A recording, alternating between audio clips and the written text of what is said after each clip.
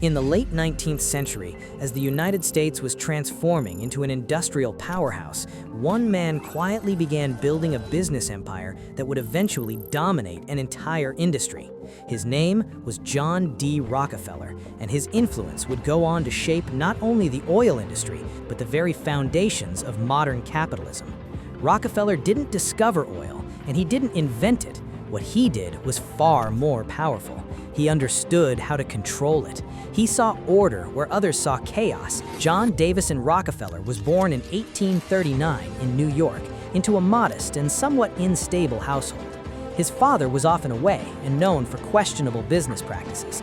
At just 16 years old, Rockefeller got his first job as a bookkeeper.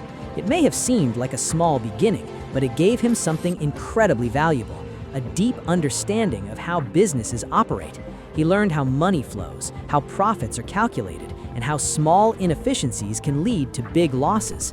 Rockefeller wasn't interested in quick success. He believed in building something stable, something that could grow over time. And soon, the perfect opportunity appeared. In 1859, oil was discovered in Pennsylvania, triggering what became one of the biggest economic booms in American history. Thousands of people rushed into the oil business, hoping to strike it rich overnight. But the industry was chaotic, unpredictable, and filled with speculation. Most people focused on drilling oil. Rockefeller saw a different path. He realized that drilling was risky, but refining oil, turning it into useful products like kerosene, was far more stable and profitable. Instead of chasing oil wells, he decided to focus on refining, where he could control quality, reduce costs, and build consistency. In Cleveland, Ohio, Rockefeller entered the oil refining business. From the very beginning, he approached it differently. He focused heavily on efficiency, finding ways to reduce waste and make use of every part of crude oil. While others wasted resources, Rockefeller turned byproducts into additional streams of revenue. In 1870, he founded Standard Oil, and this marked the true beginning of his empire.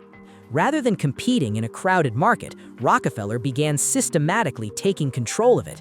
He started acquiring competing refineries, one after another. Sometimes he offered to buy them out, other times he pressured them with aggressive pricing strategies, and in many cases, he simply outlasted them by operating more efficiently than anyone else.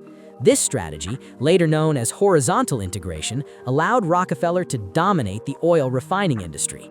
Within just a decade, Standard Oil controlled nearly 90% of oil refining in the United States. But Rockefeller didn't stop there. He expanded his control beyond refining by investing in transportation, pipelines, and storage facilities. This approach, known as vertical integration, allowed him to control every step of the supply chain, from processing oil to delivering it to customers. One of his most powerful advantages came from his relationship with railroad companies. Rockefeller negotiated secret deals that allowed him to transport oil at much lower costs than his competitors. In some cases, he even received rebates on shipments made by rival companies, giving him an enormous and controversial advantage. These strategies made Standard Oil incredibly efficient and highly profitable. While competitors struggled to survive in a chaotic market, Rockefeller created a system that was structured, predictable, and extremely powerful. However, this level of dominance did not go unnoticed.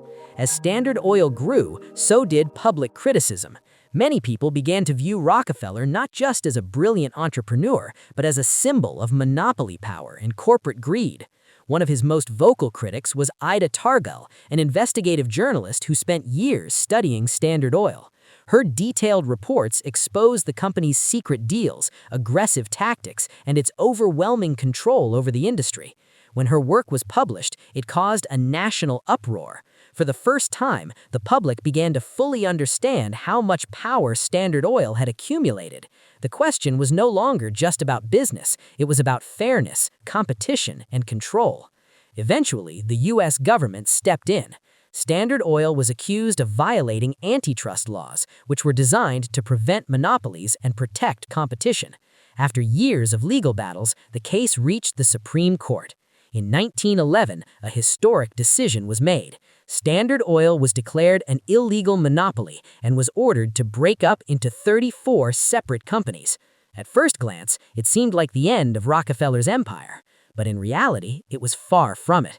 Rockefeller still owned significant shares in all of the newly formed companies. As these companies grew and expanded independently, their combined value increased dramatically. Many of them eventually became some of the largest corporations in the world, including Exxon and Chevron. Instead of losing his fortune, Rockefeller became even wealthier. In fact, when adjusted for inflation, he is often considered the richest individual in modern history. Yet, as he grew older, Rockefeller began to shift his focus away from business and towards philanthropy. He believed that wealth came with responsibility. Over time, he donated hundreds of millions of dollars to education, medical research, and public health initiatives. His contributions helped establish universities, fund scientific discoveries, and improve healthcare systems around the world. Organizations like the Rockefeller Foundation became symbols of his commitment to giving back. This transformation reshaped his legacy. He was no longer seen only as a ruthless businessman, but also as a man who used his wealth to create lasting positive change. So, who was John Davison Rockefeller? Was he a monopolist who crushed competition, a genius strategist who understood systems better than anyone else, or a visionary who helped build the modern economic world? The answer is complex. Rockefeller was all of these things at once. He brought order to chaos, built systems where none existed, and redefined what it meant to scale a business. His strategies are still studied today, and his influence can be seen in corporations across the world. Love him or criticize him, one thing is certain: Rockefeller didn't just succeed in business, he changed it forever.